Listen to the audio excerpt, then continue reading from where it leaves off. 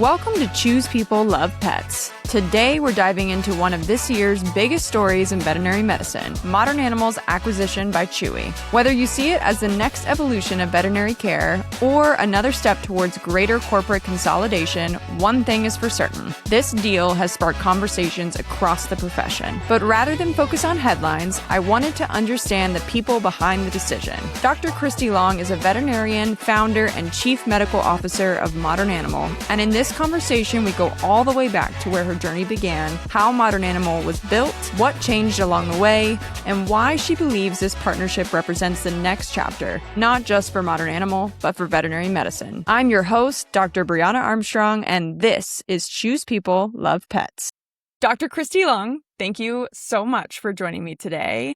I would love to start with what originally brought you to veterinary medicine. I saw you graduated with a bachelor's in operations management and did some engineering work before you went to vet school in the early 2000s and started your veterinary career. So tell me more about what drew you to this profession. Well, first and foremost, Dr. Brianna Armstrong, thank you so much for inviting me. I have to say, I've been an admirer of yours ever since I saw you as a vet student present your Sky Paws idea at the Veterinary Innovation Summit. Yeah. Way back when. I'm not going to act like I'm a great talent scout, but I knew you were destined for big things and to shake up veterinary medicine in ways that people hadn't thought about. So thank you again for having me. I'm pleased to be here. Yes, my LinkedIn is correct. I approached my graduation from college and I graduated early for reasons that are completely unclear to me. I think, and this has been an interesting journey. I also have a 23-year-old son. So I'm like kind of reliving those days of like getting out of school and figuring out what you want to do with him. But didn't have a lot of thoughts about what I want to do. And operations management, that's like optimizing factory workflows in a nutshell, which is like never anything that interested me, but I think I just fell into it. And then when I graduated, there was a company, EDS, Electronic Data Systems. You're a proud Texan. You know Ross Perot. That was his company.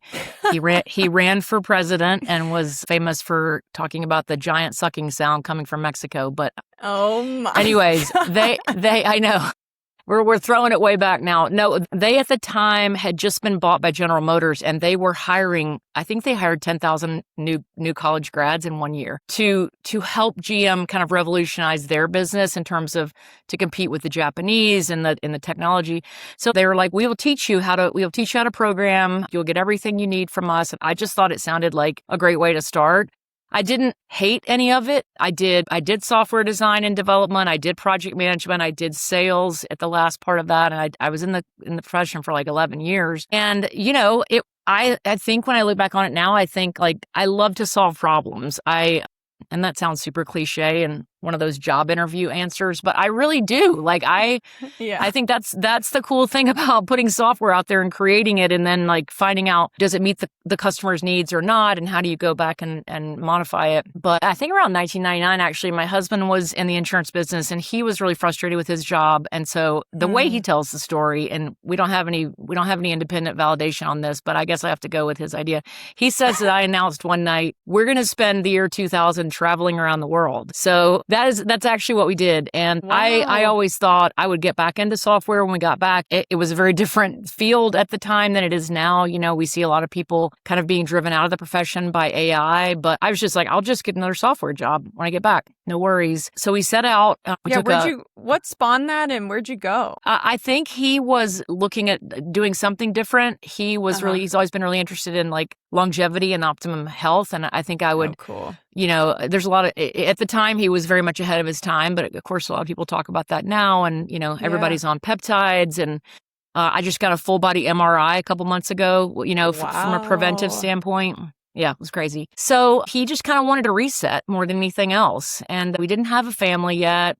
So it seemed like a great time to do it. And we went through and sold our house and stored our stuff and headed out. And I actually took a laptop. I took one of the first like very thin, very small laptops and we had a website and I updated it along the way. So that's kind of what spawned the journey. That's amazing. So where'd you guys travel to for the year? All over. I mean, we started in Mexico, went down to South America, went over to Spain and then down into Northern Africa. Then we hit, Turkey, India, Greece, Nepal. We ended up with 2 months in Bali, which was a lovely way to sort of come back to real life. And I think there's something about that kind of detachment that just causes you to think in a different way than you do when you're going through your day-to-day life, right? You're thinking about bills and cleaning the house and running errands and, what am I doing next in my career? What's my next move? And when you just sort of set all that aside, I think you can see things differently, or maybe it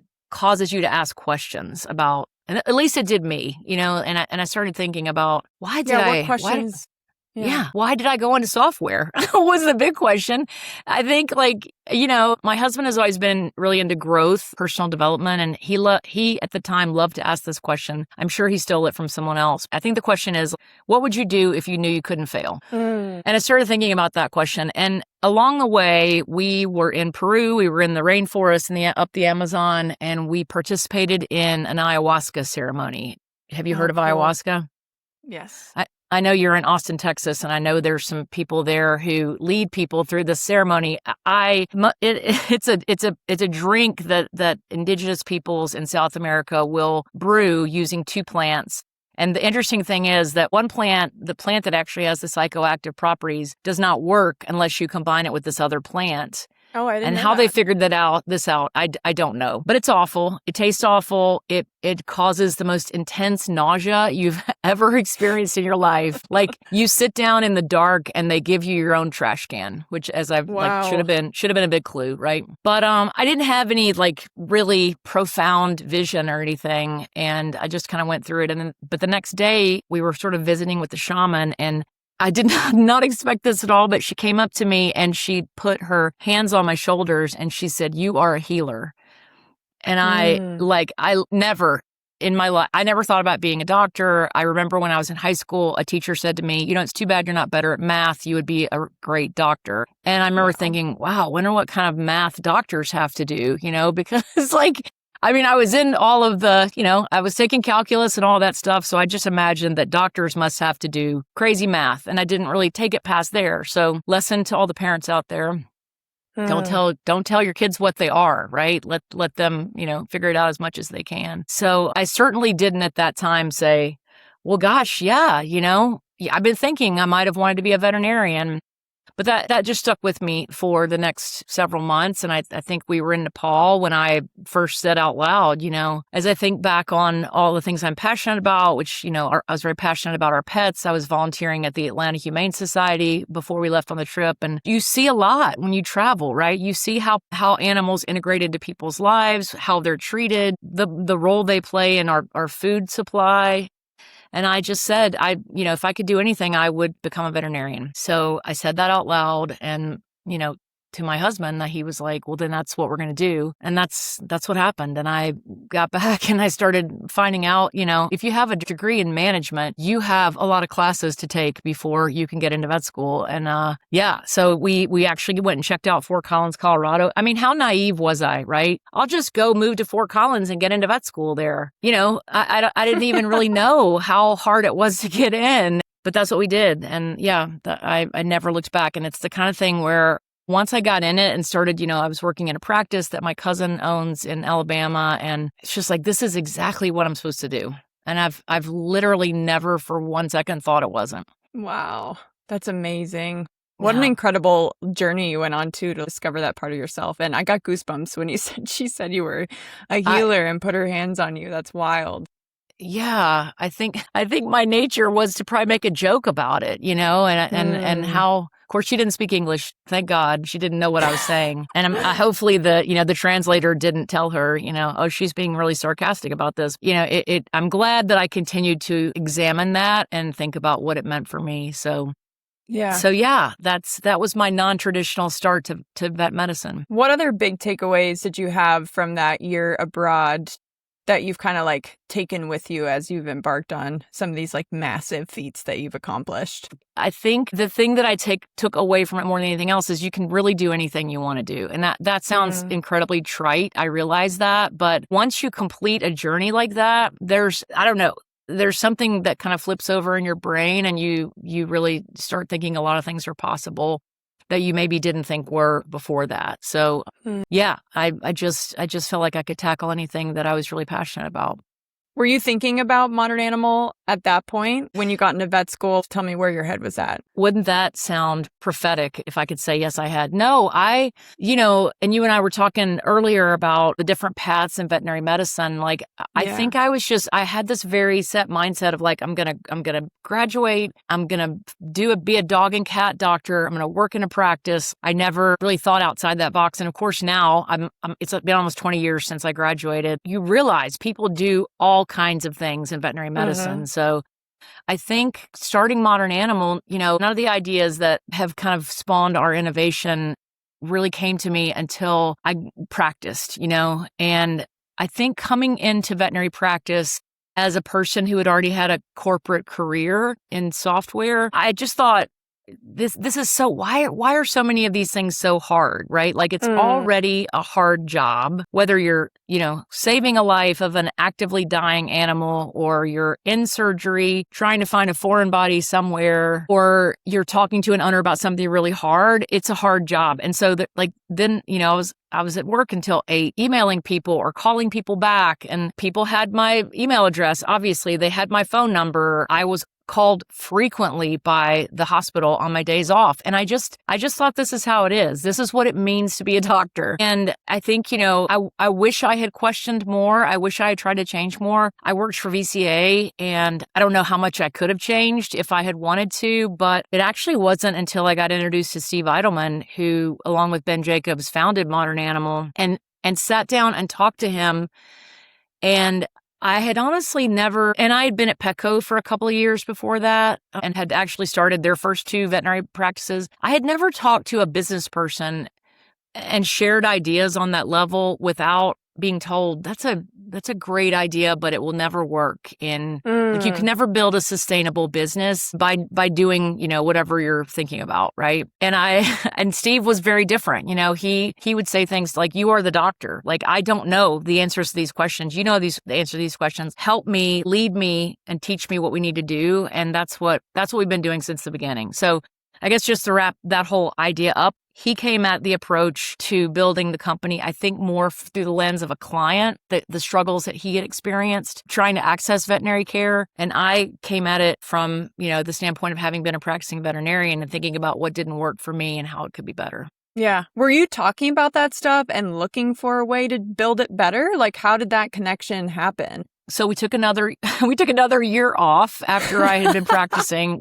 And the reason is, and I think it's a good reason. It's not that I'm a deadbeat, Brianna, and that I don't want to work. It's we wanted, by this time we had a child. I had my son 5 months before I started vet school, so he kind of went through vet school with me. We wanted him to get the kind of perspective that we got on our trip around the world. So we wanted him to experience life outside the U.S. in a real way, like not just through a 2-week vacation, like really kind of being embedded in a community. And so we moved to Mexico, and we thought it was only going to be a year. And once again, I was going to come back. VCA was going to give me my job back, which was incredibly generous, I thought. We ended up loving it so much. We stayed for 3 years. But while I was there, I went to work for one of the very first veterinary telemedicine companies. I was their chief veterinarian. I built their network of veterinarians. I developed standards around, when is a virtual approach to care appropriate? And if it is, like, how do you actually deliver advice without violating, laws? And so I think that experience kind of started opening my mind. Okay, as many times as I've thought I've done such a good job in the exam room explaining things to people, they are leaving with a whole lot of questions still in a lot of cases, right? We used to talk about Dr. Google a lot, right? And that was very pre-AI. Now that, the issue is even bigger. That's like not that long ago. Like it's crazy to think that 2015. AI, yeah, has gotten where it's gotten in just a few years. Very, very crazy, very wild. I'm sure we'll touch on that in our conversation. But I think I started thinking about, there are ways, to deliver care, to give people access to care who maybe have trouble accessing it, or maybe they don't need care. They just need to know that they don't need care. They need to know it's going to be okay based on what they're saying. And so that really opened my mind. for starters. And then just the whole electronic delivery of information. Like, it doesn't always have to be me having a phone conversation with someone. We can create content, and we had a whole bunch of content. Our company was called Pet Coach. We had 1,000+ articles, and I wrote a good percentage of them because people ask the same questions, right? Over and over again. How many times did you give the allergy discussion this week? Yeah. I bet it's a few. Today. Yeah. Today. Yeah. Just today. 10.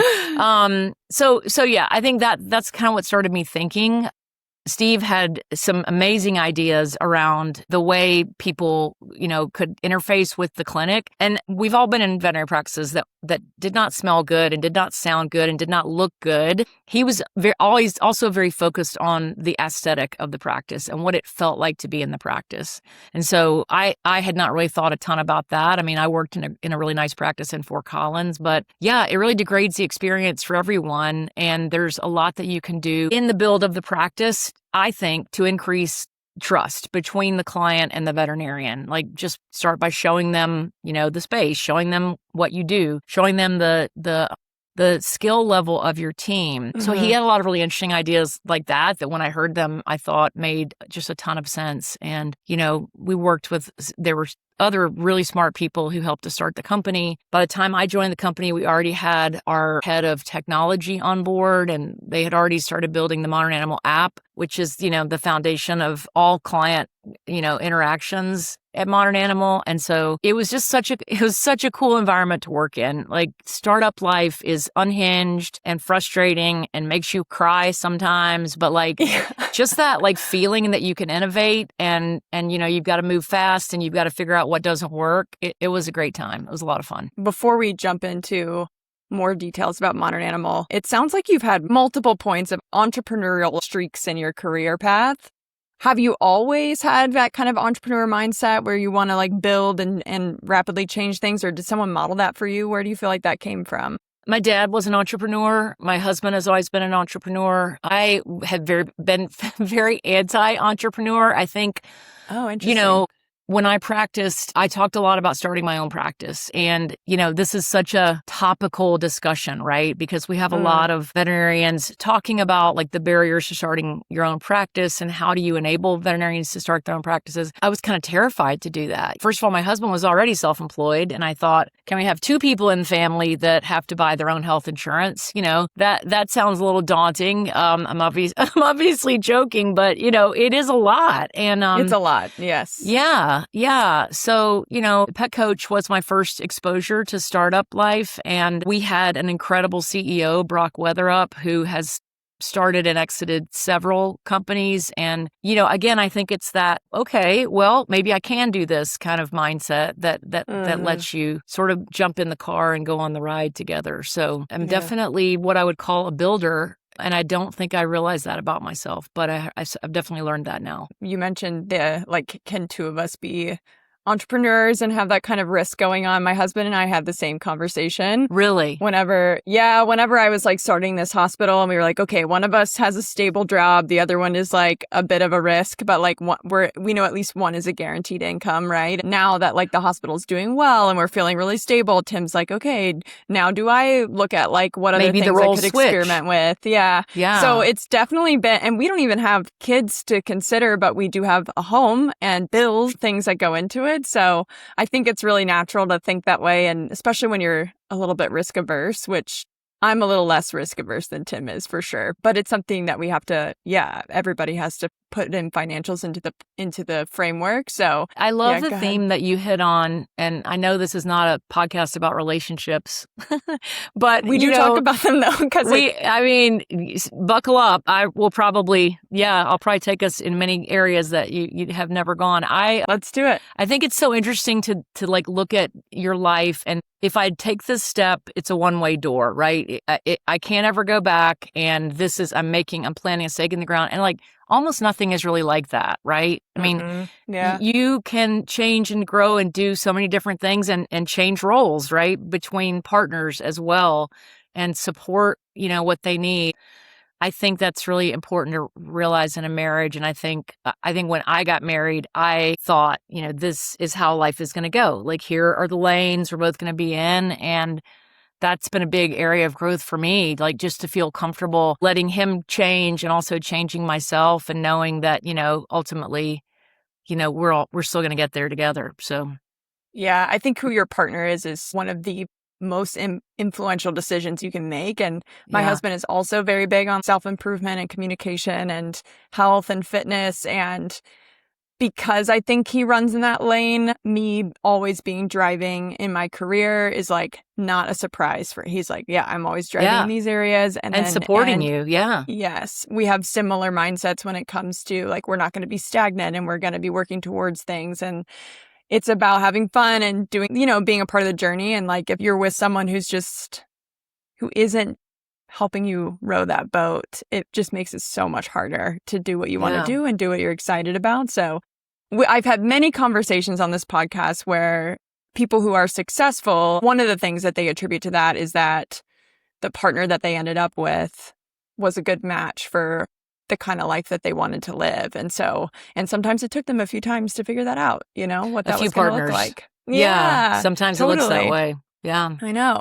You said that starting a hospital looked really daunting and you weren't sure about that. I also did the same thing. Really? I talked about hospital ownership for a long time. And then when I was graduating, I was like, oh my gosh, the number of things you have to do to do it and to make it successful, and to do that by myself just seemed, I was in the BBMA. I was gung ho about it. And then I was like, wait a minute, this is a lot. And so when I got the opportunity to do it with partners, I was like, okay, well, this seems like a better bet and more fun because you're doing it with colleagues, Right, and it sounds like you met some people and you were like, this feels right.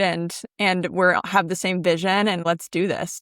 Yeah, absolutely. Yeah. And thank God I didn't have to do it all, not even close. Right. And, we were, back to the Modern Animal and Inception story, we were a diverse bunch of individuals, not all of whom came from veterinary medicine, but some of whom did. And I think one of the, if I were giving someone advice today who was trying to start something like Modern Animal, I think, being open to the idea that it doesn't always have to be someone who has industry experience. I was at a conference a couple weeks ago that Zoetis put on, and there was a practice owner there who was just talking about how important it is that, their practice manager have veterinary experience. And, we've done it both ways, right? We've had people from vet med, we've had people not be from vet med. Ultimately, It comes down to the individual and knowing the job, right? Knowing when having veterinary experience is important. Like, for example, in the person who's, say, negotiating vendor contracts, right?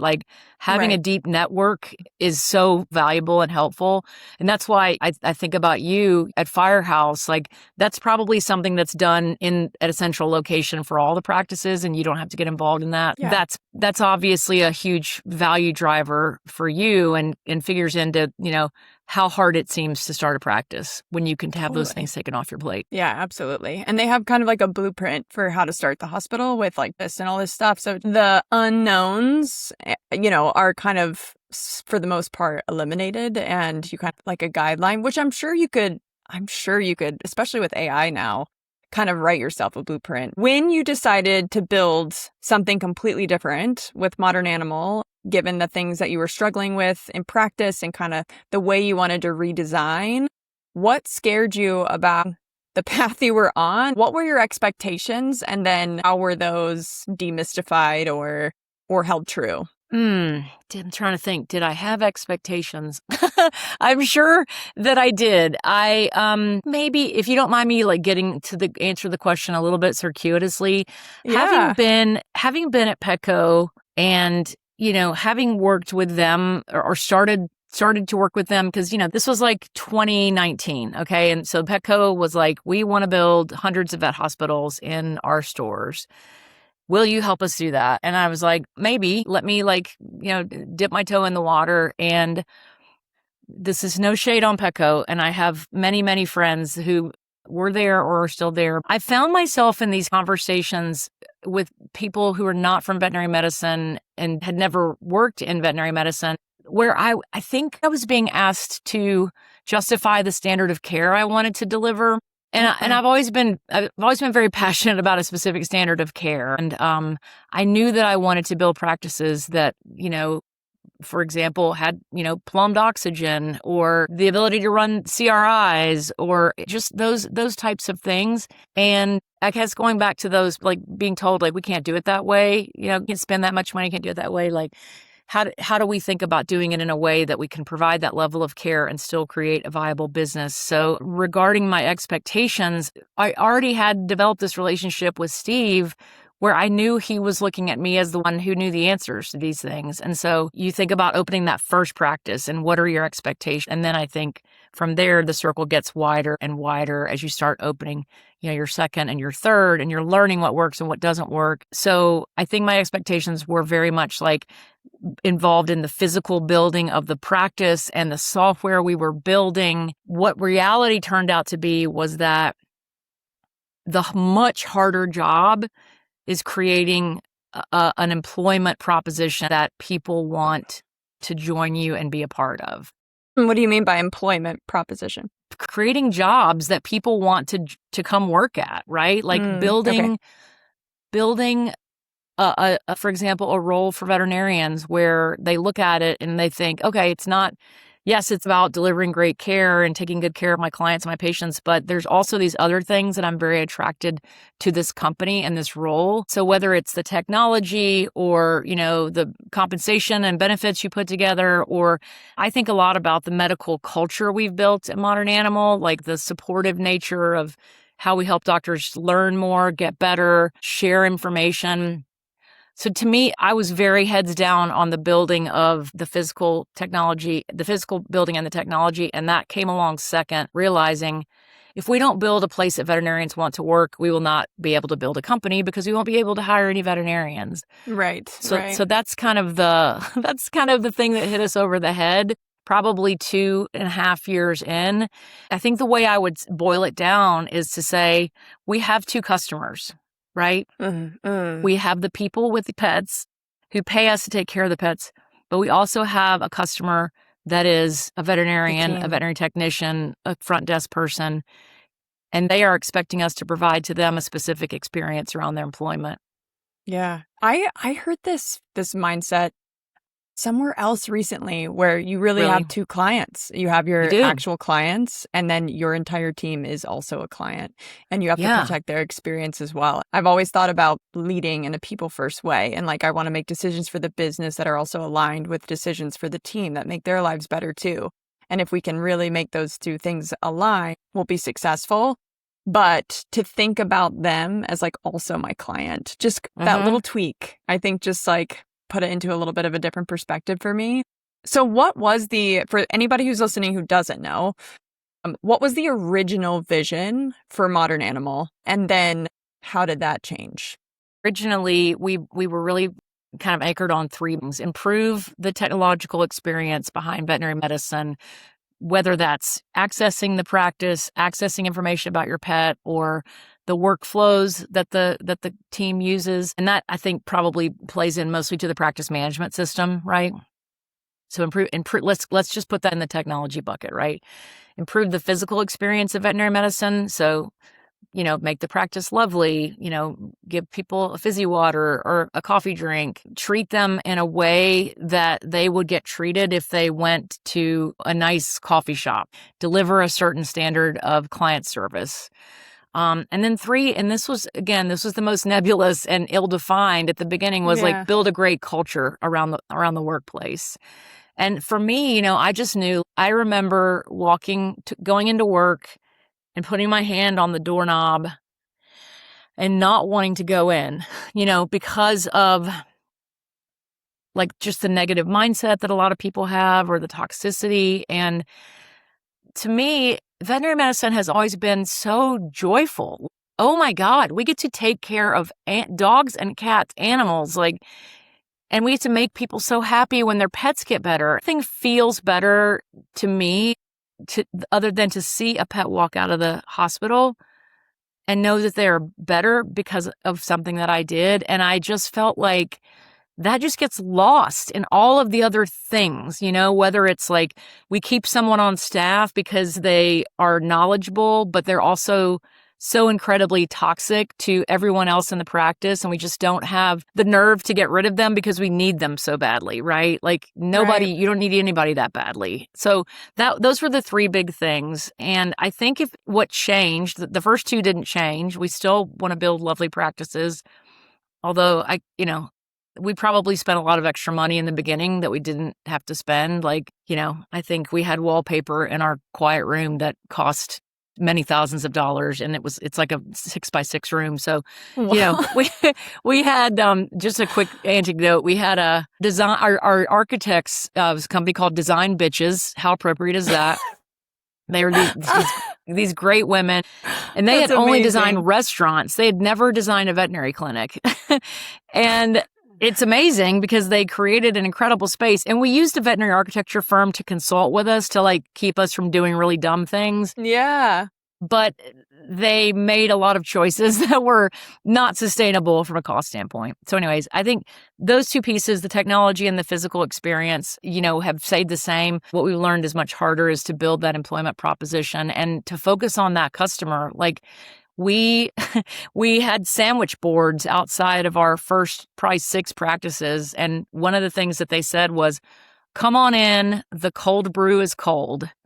And people would come in and say, is this a coffee shop? Because, Modern Animal, like people don't automatically know that's a vet clinic. We have since put veterinary care, as part of our brand name. But that, to me, that just highlights we were just not thinking about the right people. We were very focused on the client and the client's experience. And yes, you have to do that, but you also have to focus on the customer inside your practice who works there. What were the shifts that you made to really focus on the culture and be really intentional there for your teams? Yeah. I think, developing career paths for every position was probably one of the first things that we did, and getting more rigorous around things like, job levels. What is an associate doctor? What should they be able to do? What do they have to do to get to level 2, right? What happens when they get to level 2? Did they get more money? Did they get more responsibility? Does their schedule change? And the same for, and we've been very deliberate about calling our technicians nurses. Like what about veterinary nurses? What about veterinary assistants? How do people grow in this job? Because it's very poorly defined in a lot of businesses. And if I could give independent practices like one big piece of advice, I would say like build career paths for your people. No matter how small you are, help them point to what's next and help them get there. Ultimately, everybody owns their own growth, but giving people a framework for that was vital for us and probably the very first part of it. And then I think the other thing I would say, getting intentional about what does it mean to practice medicine at Modern Animal, and I mean, that can be things as like sort of operationally oriented as like, how many patients did you see a day, all the way to like, when you think a dog has Cushing's disease, what's the most optimal way to confirm your diagnosis? And then how do you start treating it, right? And it isn't that you can't go to Vin and read about that or open up a book and read about it, but like, how do we develop a somewhat unified approach? The real trick is making it not feel like we're all being forced to do the same thing, right? We just want to be on the same page. And that became really important to us because, we have a virtual care organization. So we have a doctor who's somewhere and is probably reporting on your lab work results when you're on vacation, and you really need for them to be kind of saying the same things you've been saying. It builds distrust and the client is confused. Those two pieces, the job paths, and then building that medical culture around standardization, if you will, or guidelines, were two big unlocks for us early on. Yeah, we are really big on saying this isn't a rule, this is a guideline. Because like, I feel like the minute you say we'd like to do it this way, then they're like, it has to be done this way. You're like, it's whoa. People love rules. It's They it's do. because and that's a big customer service problem, I think, too. It's like, totally, here's an example of something we were pretty firm on at the beginning. It's like, we're not going to let people be late. It's LA. We know that people are late, but they can't be late. Oh my gosh. And they'll find out if they do it enough that they can't be late, so they'll leave home in plenty of time. So we told our teams 10 minutes is the cutoff. You can make a decision up to 15 minutes, like feel free. And ultimately it is your decision. If the doctor's like, is it just a quick thing? Like, it's okay. Yeah. They're 15 Or minutes. I have late, no get it. appointment Like, afterwards. Let's throw exactly. it in there. Yeah. Or it's lunch afterwards or whatever. You guys make a decision, but that rule is, it's hard to wipe that out of people's minds. It's hard to make them know like they are empowered to do the right thing in the moment. A woman comes in with a baby and she's 6 months pregnant and the dog is sick. Like, please find a way to help her, right? Yeah. Don't turn her away. I know. So as a founder, I feel like the early stages where you're like planning, you're starting your first few hospitals, you're working through the things that come up in that phase is different from rapid scaling phase, is different from maintenance phase, whether for the whole business as a whole or like just for the individual hospital. So as you are scaling, what did you discover? Like, what were the surprises that you found as you were building out Modern Animal? I'm always really interested in scaling culture. I think it's really hard to do. Yes. Like, in generalities around, like, what was surprising as you were scaling a hospital group for the first time? And then how are you balancing the culture with that? Yeah. Sorry, it's a big question. No. I think I can combine it into one answer. And, you know, your prompt on scaling culture, it was kind of a light bulb moment for me because like, I think I thought that if we just create great onboarding material, if we build, online courses or like we rent out a hotel, banquet room, stand up in front and I tell them, here is our culture, they'll all get it. And that's crazy, right? So the first thing that's really important is who do you hire? I mean, that's not like any kind of groundbreaking idea, right? But like, are they a cultural fit? Yes. So important. I would rather teach someone medicine and surgery than try to teach them how to communicate or work in a clinic and work with a team. I don't think we think about that. And I don't think our industry thinks about that enough. Yeah, I totally agree. Yeah. I joke. It's like a flow chart, if DVM, yes, hire, and it's like, there's so much more to it than that. And we're looking for a very specific kind of doctor. I think the other thing for us too has been people want to move around and go start practices in other places, right? And those, I mean, for lack of a better term, we think about them as like culture carriers, right? So we had several employees who went from California to Texas when we went to Texas. By the way, a lot of people have gone from California to Texas. You know that. You practice in Austin. Yeah. So, that was incredibly helpful because now here are these people who are embodied, and you have to be careful about who you let do that. They have to be in good standing and they have to be the kind of employee that gets the culture and will transfer it. Well, we've done that also in Denver. Our lead doctor in Denver worked for 2 years for us in Culver City in Los Angeles. And that has just been so critical. I think, and I guess I'll just say one more thing, like creating rituals as a company where it's like, we bring everybody together quarterly for a town hall meeting. We close the clinics for 2 hours. We create content where we celebrate across the company. And it's that old saying, like, show people what good looks like, then they can be good, right? Yes. When you're hiring for culture, when you're trying to find the right people for Modern Animal, what's your best tip? Have them come in the practice and spend time. And that's kind of a no-brainer because, I mean, I can't imagine taking a job in a clinic that I had never been in.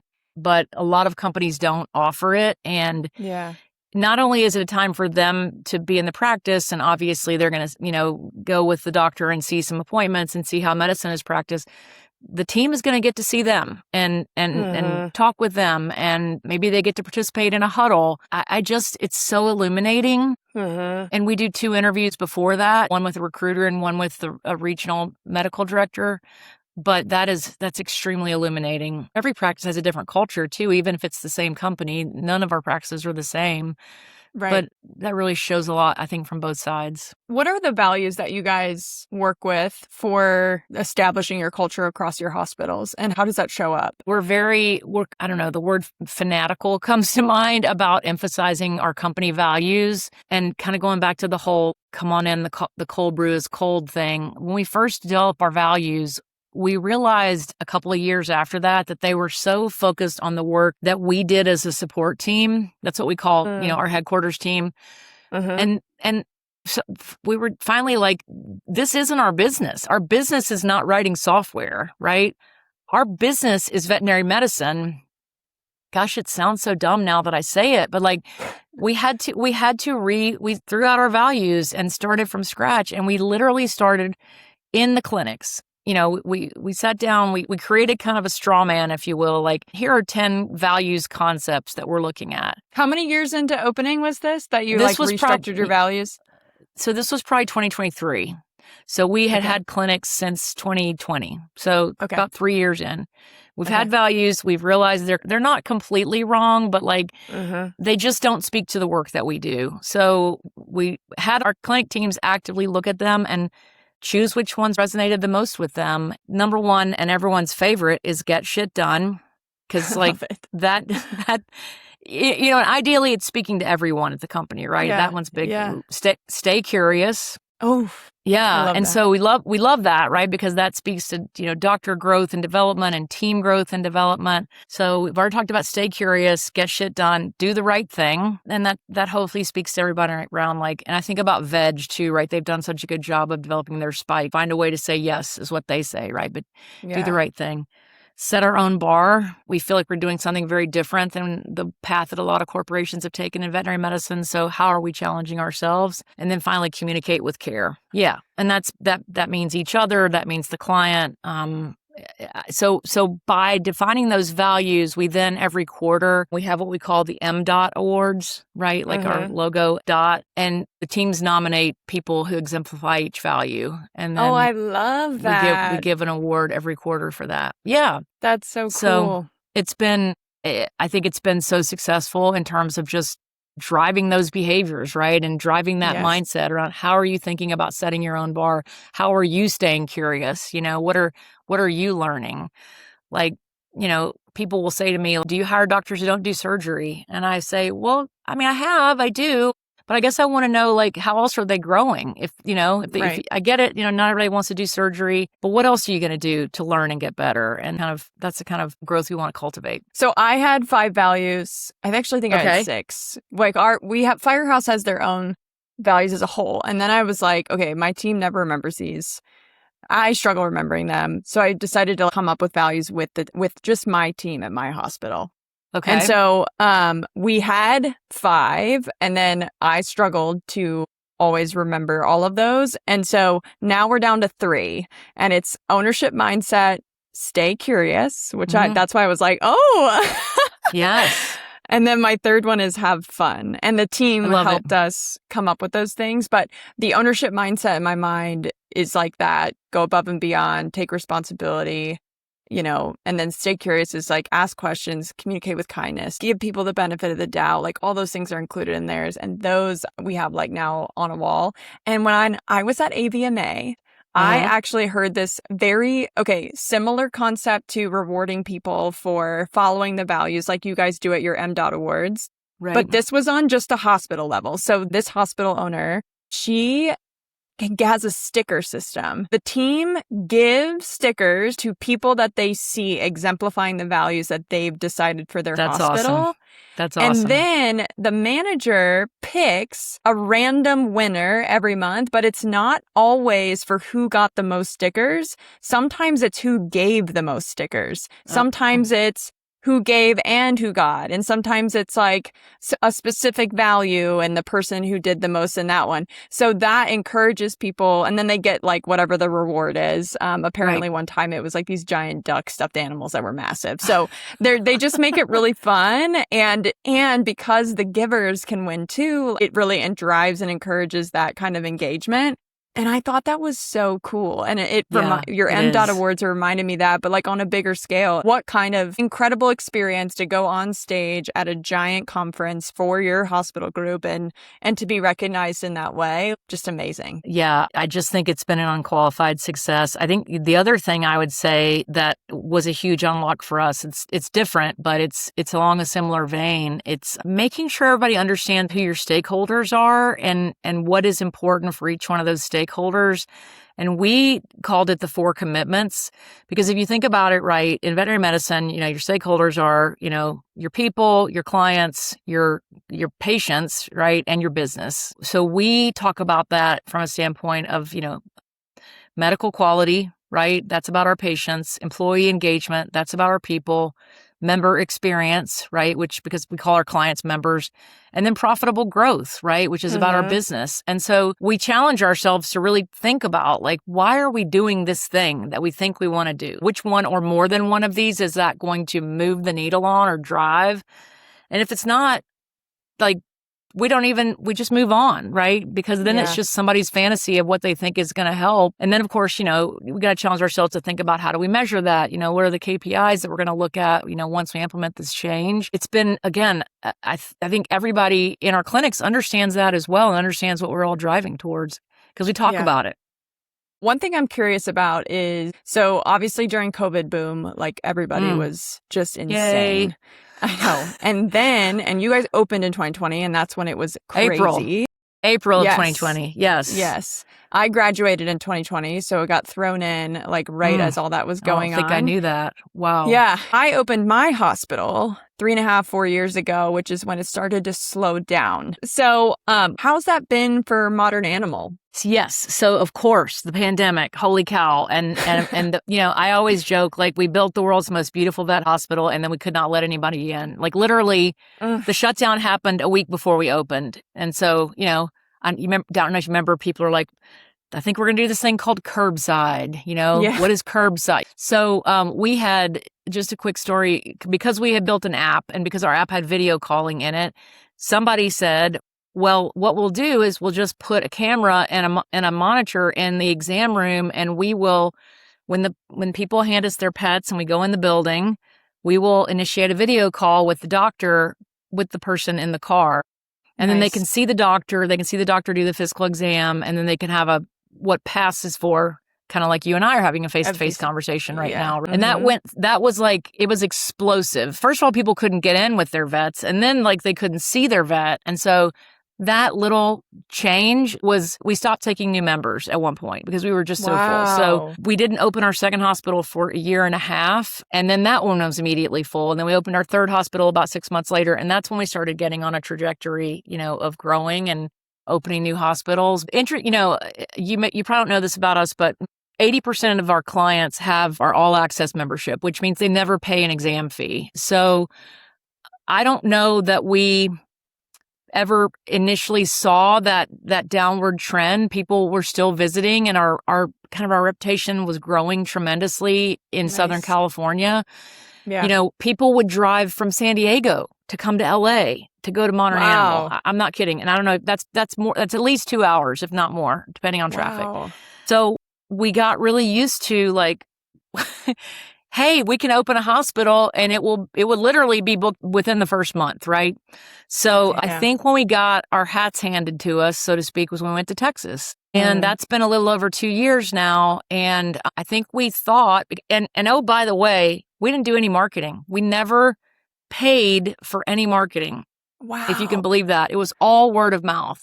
That's amazing. It was all online reviews and word of mouth that fueled our growth. So we went to Texas and people were like, I don't know what this Modern Animal thing is. That's when we started putting veterinary care after the name, by the way. We learned that, first of all, people don't switch vets very quickly in most cases. COVID was an artificial thing that made people switch vets more than they typically do, right? Because they couldn't get in. And, of course, what passed for veterinary care at a lot of places was very different than what people were used to.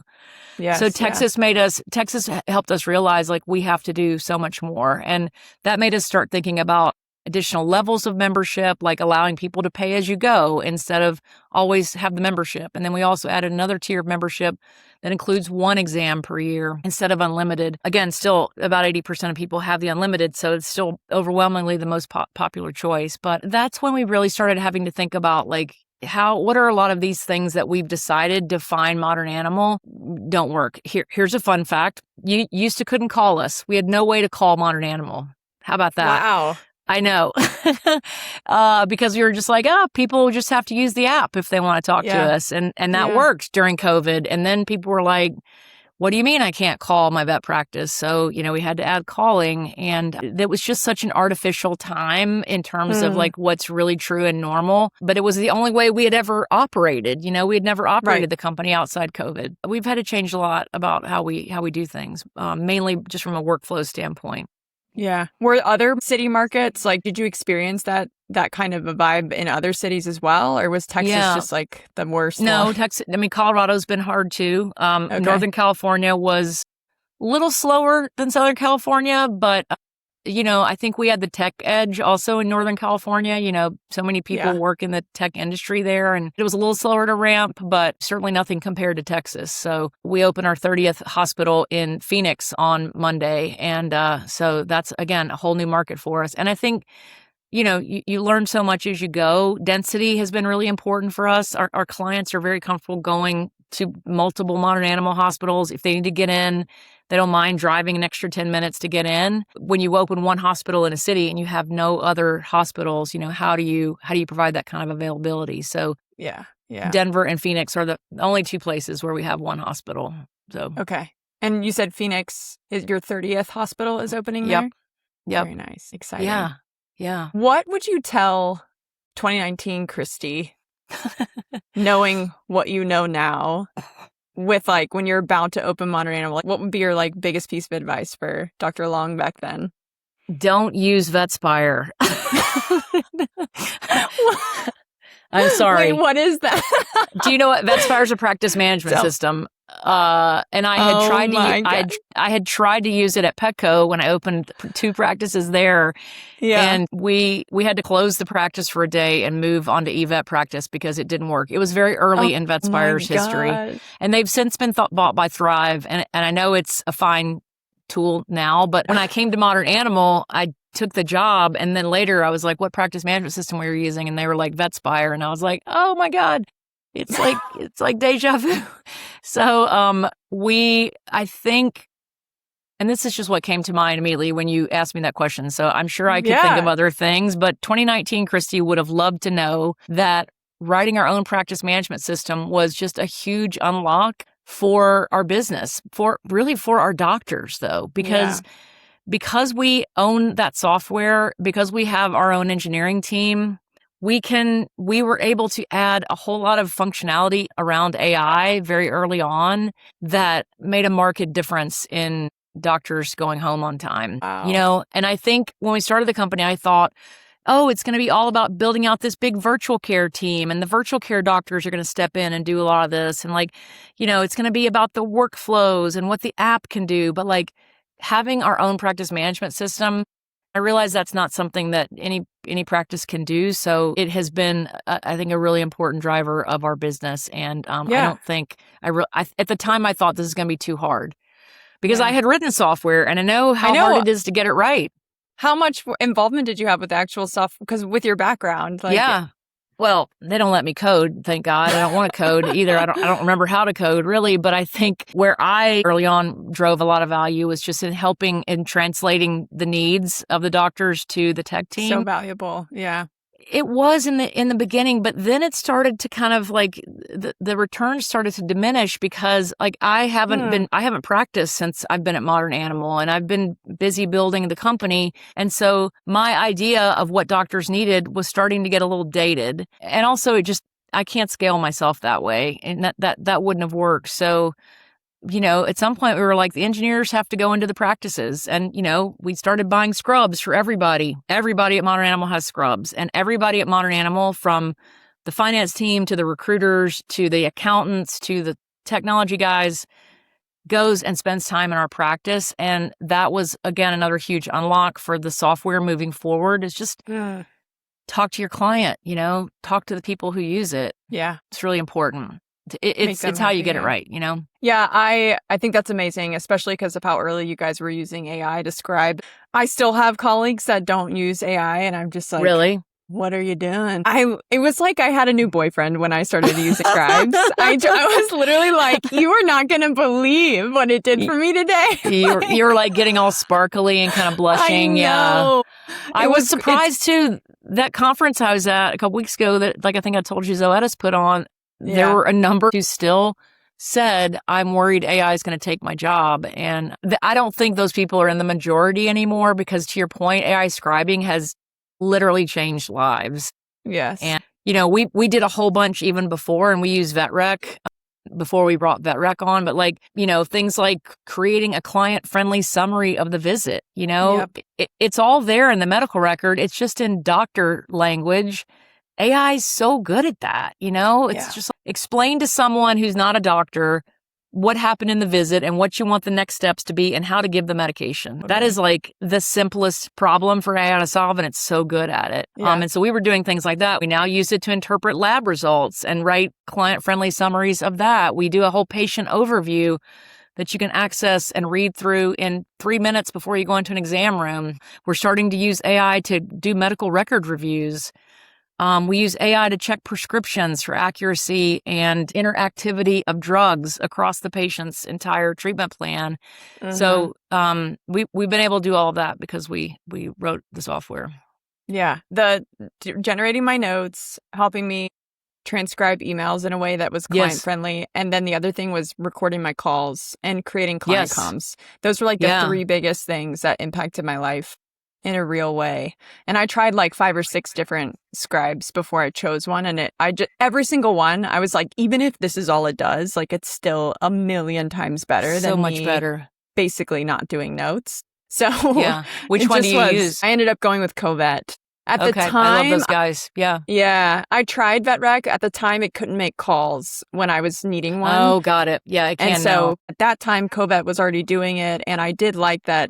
The way that the emails were written in Covet were just a little bit more connected. It would pull stuff. They would tell me they were going to their kids' graduation, and it would put that stuff in there. I'm sure VetRec is doing all of that now. Gosh, but the way that's wild. how integrated and personalized it was, I was just like, holy crap! This is insane. It's so good. Yeah, I know. So anyway, if any listeners are not using AI, this is your sign. Please. I know. Well, I went to a meeting of the California board a couple months ago because California is considering mandating that veterinarians use an electronic medical record system. And you would not believe the number of veterinarians who were there to oppose that idea. No way. Yeah. I can't imagine I've never handwritten records. I can't imagine handwriting records. But it's this scarcity mindset that is so prevalent in our profession, I think. I know. People were like, I will go out of business if I have to have, if I have to pay to have, software. No. And I'm an equine practitioner and I can't. It's very limited thinking. Let's electronic medical records. Let's start there. Yeah. I laughed because you said I couldn't. You're like, I haven't written a record in so long. And I literally had to write 3 cards the other day and my hand hurt. At the end, I was like, this is bad. It's bad. It's bad. Yeah, I agree. 3 Same. cards. That's what it took to get my hand tired. I do think, though, I was going to build some content around what should pet parents look for to know that their practice is a good culture for the team? How do you pick a hospital that's going to give you better patient outcomes because their team is happy and they're being treated well? I think one of those things is digital records. I think that is So don't you think people feel it when they walk in though? Too? Oh, Sorry, yes. I'm from California. I'm not really from California, but I live in California. We're big on vibes, and that's something we see a lot in our reviews. Just people being so grateful to the staff and how friendly the staff is and how cared for they felt. And somebody asked me at some panel I was on recently, how do you make your team be nice? And it's you can't make anybody be nice. They have to love being at their job, and then they will feel like being nice, right? Yeah.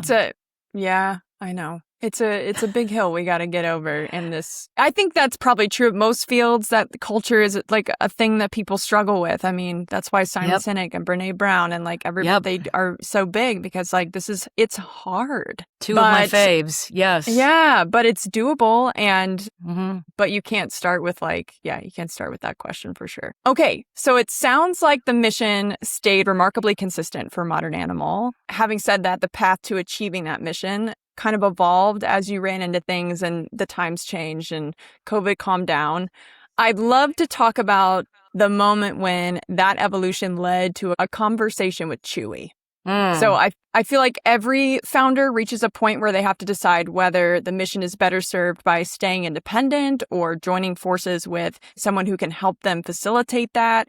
And so how did you know that it was the right time and you had reached that point? Well, I didn't. I mean, I think what I knew is the last time we raised money, and we've always been venture capital backed. We've never been private equity backed. So with private equity, you give away a lot of control, right? They typically run your board, and with venture, like Steve has always been our chairman of the board. He's always maintained a ton of autonomy.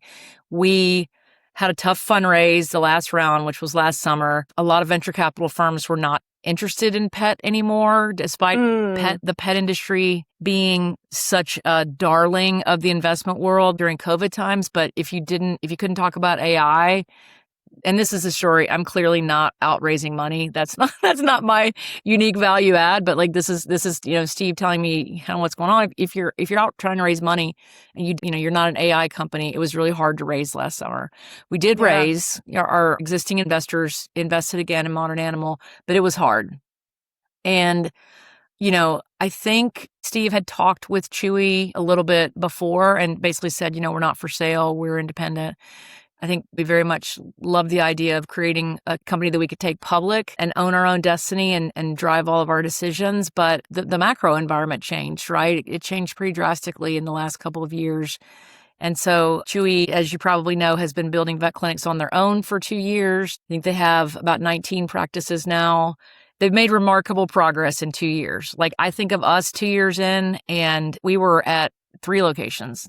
They're at 19. So they've been able to build more, but I think what they realize is they really need help around operating vet clinics in a way that drives profit and creates great results for the employees also. They're very, very focused on the customer, and they looked at Modern Animal, and they looked at a bunch of companies apparently too, but they said, like, here's a company that's doing kind of all of it, operating well and also creating a great employer proposition. And I think when Steve first told me last fall that they had come calling, and I was, you hear something like that, and I just thought it'll never happen, right? Somebody quoted me like 90% of mergers that are proposed don't happen. So I was like, I'm not going to think about that. I got a lot of other things to think about. I'm not going to worry about it. And then we started having meetings, and they started asking a lot of really intelligent questions about our business. And the thing that really swayed me was when they really wanted to understand how have we been able to drive a standard of care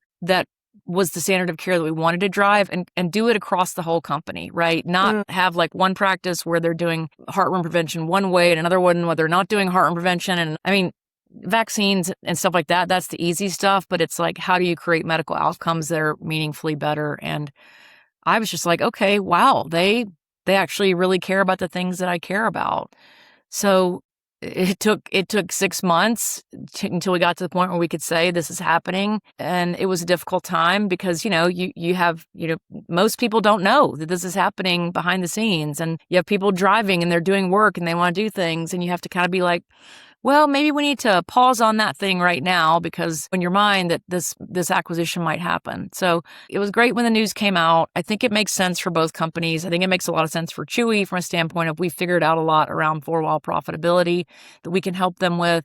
For us, it gives us access to more capital to continue to build the kind of practices that we want to build. And they just have a whole bunch of smart people on their team too. And we're a skeleton crew. We got like 30 people in our central, office group.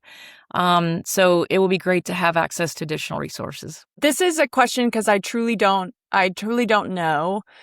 When you were looking like your next round of venture backing for funding, is that like in order to sustain, you need more funding, or your vision of like where you were going to grow required that funding to make that happen sooner? Well, every startup is in a race against time, right? Yeah. Like you've got your initial seed capital, and our initial seed capital was not much in the grand scheme of things, right?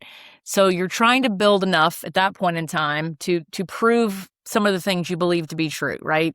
And in our case, we've talked about like the beautiful clinic design, the idea of a virtual team, great employment proposition for doctors. technology that's meaningful, right? Like how do we start getting those things in place before running out of money so that we can then attract the next round of investment? So, we talk about runway a lot of times, right? How long is our runway before the plane either gets aloft or it crashes into the ocean at the end of the runway? This is a scenario around San Francisco airport. Anyways, no, I'm kidding.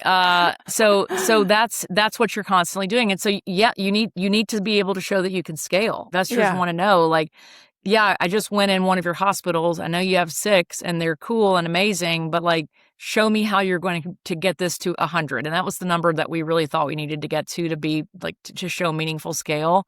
Okay. So you're always in this race. And so you think like, if we hired this person who has this background in finance, let's say, it can really unlock a lot for us as to how we scale, but that person costs money and they don't generate any money, right? So it's always this game. My challenge specifically has always been, I have regional leadership who are doctors underneath me. I have a director of medical quality, and they all do work that is integral to our model, but they're doctors and they don't generate any revenues. How do you build the company in a way that allows you to have this great team of people without breaking the bank, right? And getting to where you can show that. So the last, like, I guess 3 years of the company have really been about demonstrating that we could create 4-wall, results that were meaningful and get our hospitals to a margin, an EBITDA margin that shows people that, yes, we can run hospitals like this in a way that is profitable and does all the other things we want to do. So, yeah, it's tough. It's tough. I want to back up a second because as a woman in leadership, I'm so inspired by you and where you are, the rooms you've been in. And this is a huge deal. Congratulations, like, to make this partnership and to be in a position where you're about to start another growth phase with a giant partner that's going to help you do that. You're going to influence, I don't know, maybe you would have influenced the same number of people before too, but I just feel like the possibilities are endless. And so how's that been for you, as this is your first hospital group you're starting? You founded this, you've started it from the beginning. This is your original vision. Now you're doing this with another group that's going to be having their own opinions too about like where this is headed. How has that journey been for you? I think I spend a lot of time trying to not get ahead of myself, not to make assumptions. We talk a lot about a book called The 4 Agreements. I was looking because I think I have it over there. Have you heard of this book? No, I'm going to read it though. The 4 Agreements. So the idea of the book is, if you make 4 agreements with yourself, you'll never struggle with processing new information or moving forward. It's like, be impeccable with your word. Don't make assumptions. Don't take things personally, and always do your best, right? Like, really simple rules to live by. So I think about, I could get extremely worked up right now. I could be like, I've worked so hard to build a certain standard of care. I know the pain management regimens we use on our surgical patients are top notch and result in a very comfortable patient and a patient that heals well. They better not try to take that away from me. But what I really need to do is be curious, right? And take my time and learn why they do. First of all, learn what they do, because I don't even really know a lot about that. And second of all, learn why they do it the way that they do. And then I think the thing that the term I've been hearing a lot that people at Chewy have been encouraging us all to think about is like greenfield. We've both got what's that mean? It's just the idea that, like, we're not going to take one approach. We're going to think about the field as being like just bare ahead of us, right? A big green pasture, if you will, and we can do whatever is the best going forward. And so I'm really challenging myself to be as curious as I can, learn as much as I can, and build relationships, right? To move forward and do things in the way that makes sense for, again, going back to our stakeholders. Because, I mean, if anything, I've been extremely impressed by their relentless focus on their client, their veterinarians. And I think we have a lot of real good matchups in those areas. That's amazing. I think in terms, like you asked about unlocks, and I think, obviously they have so many people who come to Chewy to buy dog food and dog beds and pharmaceuticals and all of that. And, unlocking that as far as like a client acquisition tool could be really helpful to us. And it resonates with your membership plan. Like, it does. Yeah. Yeah. Like, y'all are really paralleled in a lot of the ways that y'all operate when it comes to that kind of thing. Yeah, but I also think too about ideas that Steve has had over the years, or that I've had over the years, that like we just could not accomplish at the size we were at. I think like going back to practice ownership, a lot of de novo veterinary companies try to do like a partner model also, like Firehouse has done with you and their doctors. And I love that. I'd love to take it one step further and almost create like Steve has talked about like an entrepreneur in residence kind of program where it's like, come work for us. Yeah. Let us teach you to be a leader, because I think one of the most triggering things I hear in vet med is all doctors are leaders. All doctors are not leaders. Like a lot of doctors don't know how to be leaders. And being a leader isn't just that people follow you. Right. There's so much more to it than that. It's not. Yeah. So like, what if we could create a program, and this is something that's entirely possible now, where we actually teach doctors to be leaders and then help them financially stand up a practice. And maybe they use our practice management system and our virtual care organization to drive results in their own independent practice. Like, I love that idea, but that's not ever something we would have been able to do that we could, maybe becomes in the realm of possibility with a company like Chewy. That's incredible. I always talk about the Veterinary Entrepreneurship Academy that I was a part of, which is what I did SkyPaws through. And I was like, man, we need another one of those, because it doesn't exist anymore. I know. And that would be so cool to create some kind of like entrepreneurship academy within Modern Animal / Chewy, and like just create an avenue for people who want to learn how to experiment and do that well and do it in a safe environment. Do it with training wheels, right? Do it with support. Yeah. And, and we've created all these great technological tools, right? Like, how do we open those up so that other practices can benefit from them? I mean, Claude is our practice management system. It's always been our own little tool that we've developed, but it could be meaningful, I think. We have lots of relief veterinarians who come in and think it's, sorry to brag, but the best practice management system they've ever used. So I think it could be, I think it could be, I think a lot of practices could benefit from it. Totally. Yeah. I have not used Claude, but I have some friends that use it and they say it's pretty good. Okay. Some friends who worked relief for us in Austin? Or just like, or have worked with Modern Animal for sure. Oh, gotcha. The patient system and the AI, like they had that way before I was playing around with scribes, and there were so many pros to having that technology. So really cool. I haven't used it myself though, but maybe one day I'll play around with it and see what it's like. Yeah. Okay. So I would love to get your perspective on some of the things that have come up in the public narrative as far as like this partnership. In the past, consumers really love integrated companies. And when we think about Modern Animal and Chewy partnering, like Chewy's really involved with insurance and pharmacy and prescription diets and vet care hospitals. Now they've got more of those with Modern Animal, and they're going to be elevated, right, to a new standard, and people are going to want to go there.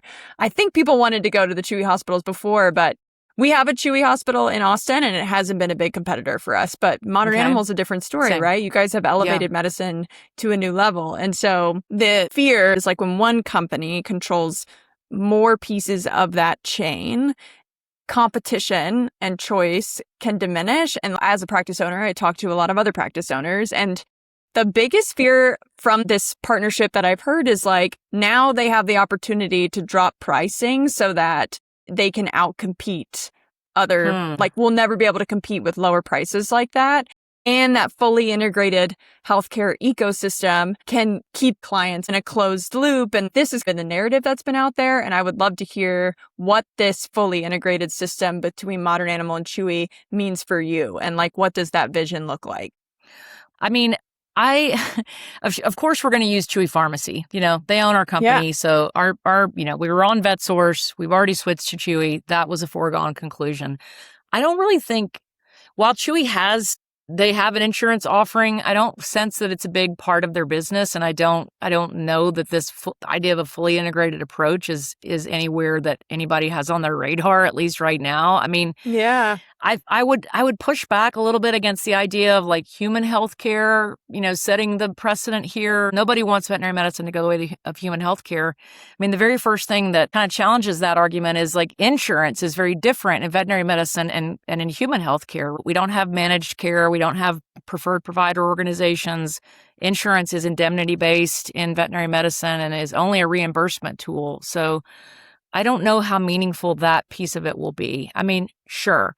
Will we now have access to the people when they're ordering a squeaky toy for their dog? Like, could we put up a message that says, oh, we see you're 5 miles from a Modern Animal. Click here to make an appointment. Yes, we could do that. We're not doing that now. But I guess what I would say is like, be better, provide a better experience. Mm-hmm. When you go back to the idea of AI taking the job of the veterinarian, people are always going to want a human connection. And that is the number one tool that the independent practitioner can beat a corporation at every time, because that is the hardest piece to scale. That ability to connect with people and build a relationship. I mean, believe me, I know. Like, it's one of the things we talk to our doctors about that is vital to the experience.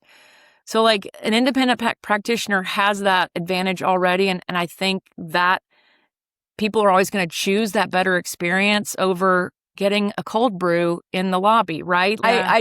We have to have all those pieces in play.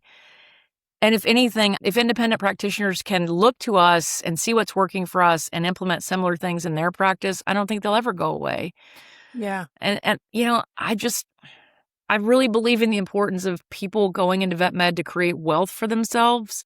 Yeah. And not everybody is going to want to do that, just like you and I were talking earlier. But I mean, I just think that's a vital part of our profession. And there's no plan to do away with that. I honestly, we were all very surprised by that reaction. Like, I did not expect that. People worried about all those different things. Yeah. We honestly spent way more time preparing for what our team was going to say. Yeah. And they were just like, okay, I like Chewy. Sounds good. For the most part, there were obviously some individual conversations I had to have, but I mean, I think I was way more surprised by a lot of, you know, what was rolling around on social media those first few days. Yeah. What was that like? Like, this is your baby, and, you know, there's like literally so much on socials, and you're a really public figure in general. So I'm sure like that's not easy any day, potentially, because people say all kinds of stuff, and I'm more on socials now. So I totally am appreciating that a little bit more these days. So you're out there. You see the trolls on LinkedIn. I know. But as a founder, and what was that like going through that? I have to say, I have to revert back to the 4 agreements again. And I'm not saying I'm good at it. I'm not saying it doesn't piss me off when somebody who I had a fun conversation with at a conference is like spewing bad things about my non-human baby, you know, as I always refer to Modern Animal as. Like, no, that hurts. Honestly, it does. And, you know, some of our doctors got into it, you know, defending their experience at Modern Animal to some folks on social media. And, you know, at the end of the day, I would like this is going to sound so like naive, but like, I would like for us just all to lift each other up. Like, what if we could just all get along and help each other get where we want to get instead of tearing each other down? And I actually messaged several of these people separately and tried to talk to people. Nobody took me up on it, by the way. You reached out and said, would you like to go on my podcast and talk about this? So thank you. I just like want a chance to have a conversation, you know? This is my story. It's not for everybody. It's been like the biggest part of my life in the last nearly 10 years, other than my family. And it's something I'm incredibly proud of. And I would like other people to create things that they're proud of too. Yeah. I mean, there's so much that you've accomplished and are going to accomplish that, I mean, you're going to inspire so many young women leaders to be in the position that you're in, and for people to assume that there's negative intent. People know you, Christie, and like to think that, anyway, I'm a realist with optimism. And so I think that like there's so much potential, just like we were talking about this incredible entrepreneurship type academy that you could now build, right? And how do you like help other future leaders build things in a way that's going to make the profession better? And like, this could be an avenue for that. That's one of so many opportunities. So it could be. Thank you for saying that. Yeah, absolutely. I'm also curious. Earlier, you were saying that you guys never thought about doing a partnership with a corporate group like Chewy, and you were always going to stay more venture-backed instead of private equity, right? Do I have that right? Yeah. That feels a little bit like an identity shift of like, okay, we said this was not in our vision board, and now it makes sense to do this because everybody's shifting to investing in AI and this is the way we're going to be able to move forward. What was that change like for you? And you mentioned already some of your teams, most of your teams were excited about it, but of course there are going to be some people who were like, whoa, this is not what I thought was going to be in the plans. What was that part of the change like? First of all, a lot of veterinarians have like a long, deep-seated hatred of Chewy. I think that has diminished since when, say like 15 years ago when everybody was like, Chewy's taking my pharmacy revenue. And then finally, people are now they're more like, you know what? It's easier for my clients. I don't really like dealing with a lot of inventory and counting inventory. And they've created a great experience. I think that mindset has shifted for most veterinarians. So the conversations that I had with veterinarians in Modern Animal was mostly around really Chewy. Like they kind of came in and took that. And I was like, but you see, it's easier without it. And they were like, yeah, I get that. I think the other piece for me was like, okay, this isn't what we expected. We wanted to take the company public. If that's not possible, who would I like to buy Modern Animal, right? And you have to keep in mind too, of course, when you're venture backed and you have venture capital companies investing in your company, they're going to run the board at some point. So do you want do you want a bunch of venture capitalists telling you how to run your company? Yeah. Or, would we have wanted Mars to buy us like they've bought so many other practices? No disrespect, but I would not have. So there felt like there was so much alignment, especially on the client experience with Chewy. The more we got to know them, the more sense it made. And so for me, it was like a gradual evolution of like having these conversations with myself and other people helping me through these conversations that helped me get there and see it. Yeah, absolutely. It's a big change. And it's something that like, I think as an entrepreneur myself, having tried to start and fund a company, like things that you originally thought that you weren't going to do or were going to do. And then you have to pivot because you're like, if I'm going to do this, this is it. I got to do this option, right? This is how it works. Yes. Yeah. And how do you make the best decision and still play the game? So, because at the end of the day, you want to help more pets and you want to give people better working experiences. And like the only way to do that is to keep moving forward. So then how do we do that and make the best decision in order to make that happen? So you brought up Simon Sinek a few minutes ago. And like, I love the concept of knowing your why. And because that like, and of course everybody thinks they know their why, but like really understanding why you're doing this work will help you focus on, well, okay, this is the path forward, right? Like if I am committed to doing this work, then this is how I move forward. And it's very clarifying. You could think of it as limiting, but I think for me, it's been way more clarifying. Yeah.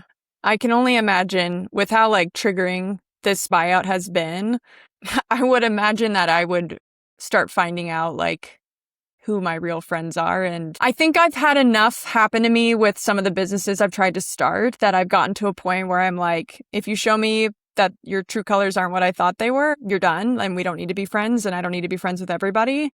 But it's still not easy. How are you managing that at this level that you're at?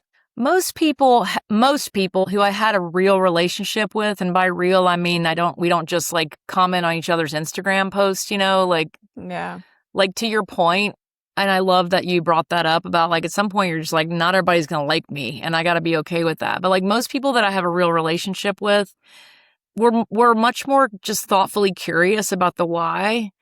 I got lots of texts, lots of things forwarded to me that were like, what do you think about this? And I'm just trying to be real clear. And I just appreciate that so much. Like they weren't always necessarily, like you could tell they weren't 100% positive. But by the time I explained to them how I was thinking about it, it seems like the people who I really care about their opinion said, I get it then. It sounds like you're cautiously optimistic and moving forward. And that's exactly what it is in a nutshell. So, yeah. Did you think you would have to explain yourself this much whenever? Yeah, I figured there'd be a lot of questions. I think though, like I said, I figured I'd be spending the first 4 weeks people in our clinics to explain it. And that for me was the biggest surprise. And, maybe that goes back to the culture that we've built, over the past 6 years, is that the thing that gives me the most pride are the people who said, I don't completely understand this, but I trust you and Steve. Mm, And that is that's that is the huge. most gratifying thing that I could have heard. Doesn't that Now just it's make up to me fill not your to heart let them up? down. Yeah, for Yeah. sure. It does. It does. So Not that a lot of pressure, I guess. yeah, exactly. No pressure at all. Just 600 people who are counting on me. That's right. I do find that the better my hospital culture gets, the more resilient the team is whenever we So true. throw new things at them and we're like, okay, we're gonna try this now. And as long as this resounding idea of if it fails, we're just gonna pivot and move forward and Yeah. I need you to communicate that with me. That in a nutshell, and that psychological safety, if you have that, then trying new technology or a new protocol or a new process is not as big of a deal. And I think we don't. I think people underestimate the power of that. I mean, I've talked to leaders where they're like, "Oh, I can't even get them to." I have 3 team members who are super apprehensive and won't even use the AI, and it's like, what is fueling that? And if we can set Yeah. up these cultures that are built in a way that you've built Modern Animal, then a pivot like this is like, okay, well, my leadership's still here. They're taking care of me. I think that's a huge win, right? That you and Steve Yeah. are staying. And I think we Yes. run into a lot of problems when leader changes through these buys. And so the fact that you guys are going to be still boots on the ground running the culture, and that's what Chewy wants from you guys. They want Yes. you to be what you're really good at. And that's why they wanted you. That's going to be huge. Thank you for saying that. You just said something so brilliant that I don't think has occurred to me, but if we can take a population of people, and by population of people I mostly mean veterinarians, but who are extremely adverse to change, in fact, possibly scared of change, Yeah. or maybe Yes. even more succinctly, scared of failure, right? And that goes all the way back to when you first started college and decided you wanted to go to vet school, and how, you wanted to make 100 on every test, right? But then, of course, you parlay it into being an actual practicing veterinarian, and the fear of failure is huge. If you can create more resiliency in that population of people to where they're like, I know what I can fail at and I feel comfortable failing, that's probably when true innovation is most effective, right? Yes. I think you and agree. I are going to author a leadership book together on this concept because it's brilliant. It is. I would love that. Yeah, that'd be great. As someone with a technology background, I'm very curious where you see technology and the client experience. Where's that headed for industry? I'm very excited about the idea of decision support, AI-aided decision support in veterinary medicine. I'm also very cautious about the idea that AI starts to practice for you. I think my big note of caution is around new doctors mostly, but yes. How many times have you written the differential list for vomiting? So many times you can do it in your sleep. That kind of work, helping you recognize patterns. I think AI is so good at that, where you're not necessarily recognizing them. So we talk about the concept of Claude as my co-pilot. Again, Claude being our practice management system. Could we create a world where, and this wouldn't be just us probably, but let's say Vin was a resource that AI could pull from. It's got to be easily the number one trusted resource, digital source of information in veterinary medicine, right? And so now doctors have access to this in their practice management system to support the decisions they're making in the moment regarding diagnostics and treatment. I'm so excited by that. I'm also excited, and people may crucify me for this, but using AI to help clients get the information they need. Yes. Without having to involve a person. We use AI chat. We always give people the option. You can always wait to talk to a person, right? In our digital environment. But AI solves people's problems a surprising amount of the time. We also tried it on the phone. It does not make people happy to the point that we pulled it out. Oh, interesting. Yeah. AI rage is a real thing. There's a lot of those companies popping up, and I haven't said yes to any of them because I'm like, I think people want to talk to people. And I think people who call on the phone want to talk to people. That's the difference. That's a great distinction. That's why it's much more successful in a text-based environment than in a phone-based environment. And I've heard some amazing phone interactions, that guide people. So I was probably surprised when it didn't work and we had to pull it out. I think helping clients help themselves is probably the piece on the client side I'm the most excited about. Yes, I love the piece about, I got excited listening to you talk about how it can help us diagnose and things like that in that way. And it's really a support to like make sure you didn't miss something, right? Exactly. Which we do with each other. We already do that with our colleagues. I know. Like, why wouldn't we want a smarter, better, faster version of that, right? And like it's the idea of like collegiality is so big, but it is fatiguing. And like this is a concept I've been exploring with my doctors, right? It's like I want to help you, but I've also got 16 patients today, right? And I've also got 4 dentals and a mass removal, and like I'm down to come in the dental suite and look at your x-rays and help you decide what to pull, but like that comes at a cost to me. So totally. How do we get real selective about when we need that, and the more mundane things we help people help themselves, I guess. Yes. We're applying the same principles how we're using AI in our everyday life, but we're doing it in a medical setting, which is not without guardrails, like where I'm still making the decisions, but I have, this really powerful system that's helping me make sure I'm not missing anything. And I think we'll get to a point where if you're not using AI, like it'll be a problem legally. Like if you missed it because you didn't they'll be like, why didn't you ask AI? Yeah, exactly. Again, I will go back and because there's another modern animal doctor who used to be a software engineer who works for us in LA. Oh, that's and he's great. And he's been so vocal about the idea that like new doctors don't know what they don't know, and they don't always know when the AI is wrong. So you literally almost have to turn it off for them, right? Or guide them very closely. Because you have to help them understand, left from right in those situations.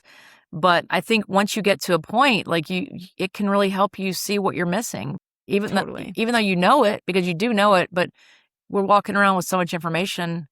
How do we always immediately access it when we need to? Yes. I think drug dosing is another thing I want second checked, right? Yep. Checked by my AI. Yep. Drug interactions, hell yeah. And then operations. Like I should never need to do an Excel spreadsheet for my freaking credit card ever again. No, like why never. am I still doing that? Yeah. Yeah. I mean, it's that level too. It's like you can't put any refills on a controlled substance prescription in California. You cannot imagine, and we track every adverse event in Modern Animal. You cannot imagine how many we have because the doctor forgot, because they're just filling out a prescription, put 5 refills on it. That you can't do that. That is the kind of mundane stuff it can keep us from doing, and that's what we just implemented it this week. So excited to see how it goes. That's amazing. Yep. Yeah, we'll have to do a follow-up. You can keep me posted on how it goes. Episode 2. Yeah. What's it been like and what's going well?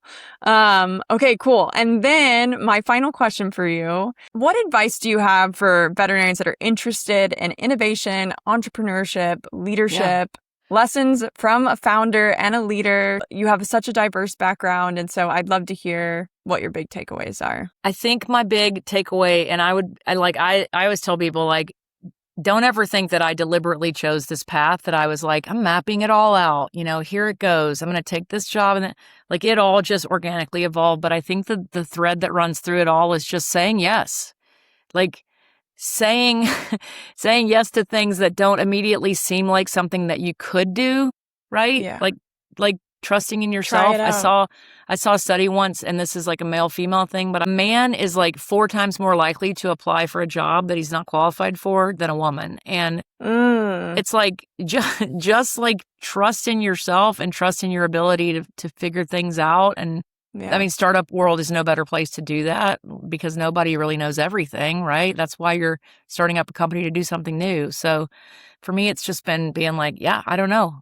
Let's try it and see. And it's really, I don't know, it's resulted in a really fulfilling story for me. Do you have a definition of success that kind of helps you drive your decisions? What guides you? I'm not there yet. I'm not at success yet. But for me, if what is it? What is success? My success would be for veterinarians to stay in the profession instead of leaving it. And so I guess if you're asking me for a KPI, Dr. Armstrong, I'm going to say it's like I can't remember, what was it, like 33% last year or something, according to the AVMA state of the profession. 33% that had left. Yeah. And it's like, wow. man, if I can drive that number down with the work that I do and the work that people that work with me do, then that will be success. That's amazing. I mean, it's such a cool profession. Yeah, it really is. Yeah. We all work so hard to get in it. It's so heartbreaking when it doesn't work for somebody. Yeah. So, I'm honestly even more shocked that people actually leave, because I feel like it's a little bit of a cult situation where like you spend so much time and energy getting to this point that you feel so locked in. And so people that, I don't know if brave is the right word, but that like put their foot down, whatever this is, it's not working. And I feel like they're leaving the profession because they don't really know what else is available to them. And maybe that's what they feel like is their only option. But they're making the choice to walk away from something that they've committed a decade or more of their life to is impressive. Whatever it is that's going on that's making them do that must be pretty monumental. So how do we? Yeah, or at least in their mind, right? Yeah, and, absolutely. I think what's, look, I'm not going to say every doctor is happy at Modern Animal. We've had doctors leave, but like the doctors that love working here are the ones who I think they know, like, I'm also here to change. I mean, this is up to me to build this too, right? I'm not just here to show up and practice and collect a paycheck. I'm here to also be part of the change. Yeah. Yeah. I love that. Dr. Long, what haven't we talked about that we should have? I want to give you a little time to say anything that... Yeah, college football season's coming up. No. Hell yeah. I think that, there's so many topics, that are like on my mind. I think about all the new vet schools that are coming online and like, oh my gosh. What is that all going to feel like? How are these students going to be trained? What is up to us in the profession to help them land in a way that, is meaningful to them and also, helps patients? I think that's a big thing on my mind right now. Yeah. I Texas, I was just talking this morning about Texas and it's in the AVMA and its fear of telemedicine and, how do we move forward in a way that's both safe for the patient and meaningful for the doctor and also opens up access for the client. It is weird that telemedicine has been such a pump the brakes situation. 10 years ago, I was on an AVMA committee to start talking about telemedicine, and we are still talking about it. I know. It's wild. We got AI. Like, what are we doing? Exactly. I know. I don't get it. Yeah. So, I don't know. There's lots more we could talk about. I know. I could talk to you forever. Dr. Long, thank you so much for your time today. And I really appreciate you coming and talking about a thing that has been on everybody's mind. You are changing people's lives and you've touched so many lives already. And the implications and possibilities now that Modern Animal's partnered with Chewy and where that could potentially go, the way that you could influence the culture in the industry. I mean, we literally are going to have to check back and see where we're at and what's going on. And of course, if people can imagine worst case scenario, I think we can also imagine best case scenario. And I think you and Steve are the kind of people that are going to try for best case scenario. Absolutely. So yeah, I think so. Yeah. Thank you for saying that. I appreciate it, Brianna. I Absolutely. feel so lucky to be a colleague of yours. So, and just, thank you for having me on. What a great talk. And when I get my podcast up and going again, you'll be on my podcast and I get to ask you excellent. about what you're doing. Yeah, I would love that. Absolutely. Okay. Well, thank you so much. Thanks for listening to Choose People Love Pets. If this episode resonated with you, please follow or subscribe to support the show. And if someone came to mind while you were listening, we hope you'll share it with them. Thanks for being here. This is Choose People Love Pets.